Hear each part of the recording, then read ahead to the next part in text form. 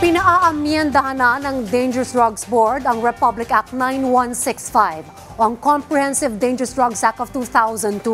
Ito'y para gawing mas sensitibo sa karapatang pantawang batas bukod sa pagkakaroon ng pondo sa pagpapatupad ng mga bagong patakaran. Yan ang ulat ni Noel Talakay. Nasabat ng mga tauhan ng PDEA Calabarzon itong higit kumulang 300 gramong hinihinalang shabu nito lamang June 26. Katumbas ito ng 2 milyong piso.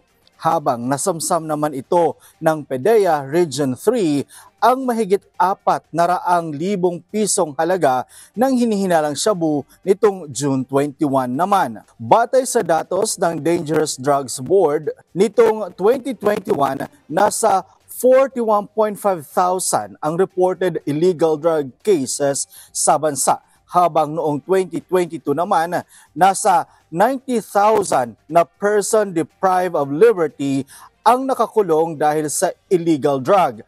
Ang mga datos na ito ay nagpapakita lamang na patuloy pa rin ang paglaganap ng iligal na droga sa bansa. Sa kabila na may pinapatupad na hakbang laban sa iligal na droga tulad ng uplan tukhang noong nakaraang administrasyon. Andyan din ang Republic Act 9165 o Comprehensive Dangerous Drugs Act of 2002. Kaya naman panawagan ng DDB, panahon na maamyandahan ang nasabing batas kung saan mahigit 2 dekada na itong pinapatupad.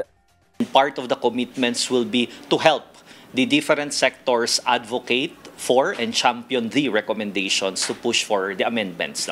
Anya, kailangan maamyandahan ang RA 9165 para magkaroon ng pondo sa pagpapatupad ng bagong pulisiya dahil mula sa law enforcement, dadagdagan ito ng supply reduction, public health at pagkilala sa karapatang pantao.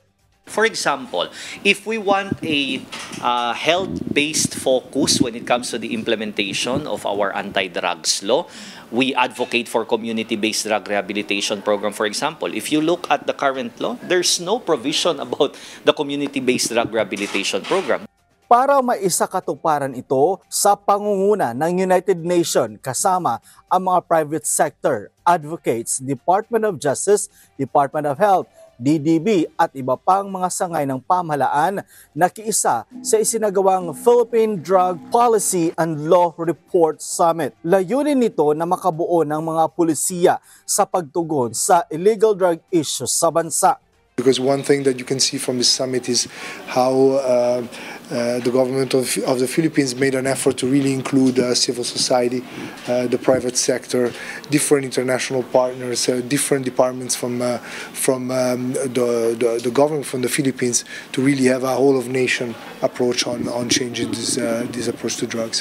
Matatandaan, noong 2023 SONA ni Pangulong Ferdinand Marcos Jr., sinabi nito na ipagpapatuloy niya ang anti-illegal drug campaign sa bansa pero bibigyan ito ng bagong mukha at gagawing bloodless campaign. Noel Talakay para sa Pambansang TV sa Bagong Pilipinas.